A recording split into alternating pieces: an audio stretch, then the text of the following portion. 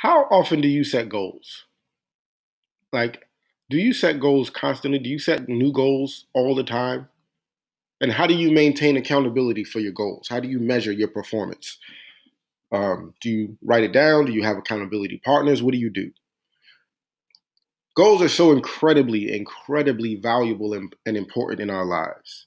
And I'm going to tell you why. Goals require you to become more than what you are. Goals require you to grow. Goals require you to acquire things you don't currently have. You don't have what it takes to meet your goals.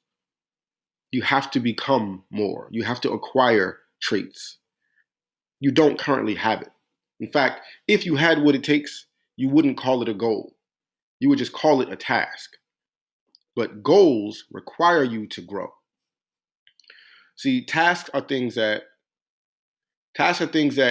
only require your time, your attention, your energy, but nothing that you don't already have.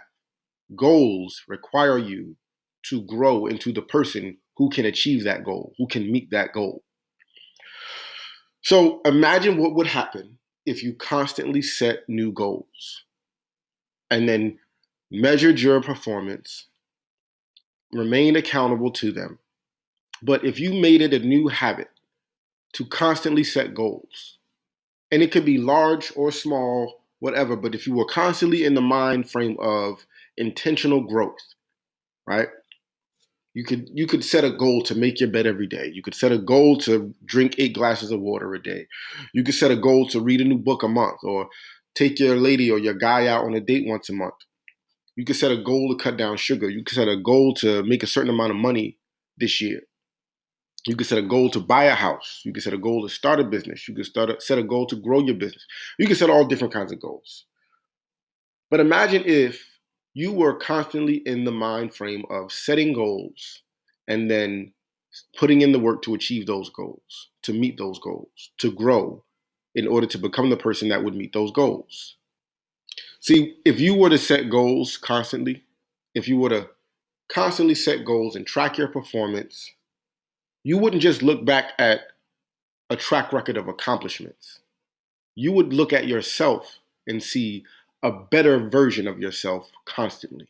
You would constantly observe and acknowledge your growth at your own terms, not growth because of a thing that, a traumatic experience that happened to you or something that was taken from you or whatnot, but just constantly intentionally growing so that you can constantly and intentionally meet your goals. The reason why this is so difficult, this is not easy, this is not an easy thing to do. The reason why this is so difficult is because of the things that are working against you. Your comfort zone is working against you. Your perception of normalcy is working against you. Your unhealthy habits are working against you. Your feelings of inadequacy are working against you. Your circle of influence may be working against you. You have to constantly do work on who you are to meet your goals, not just what you do with your time, attention, and energy. You have to do the work of who am I? What do I believe about myself? How do I see myself? How do I view the world and my place in it? How do I view my self-worth? How do I view my friends, my colleagues, my advisors, my whatever you call them, my circle, my squad? What are they there for?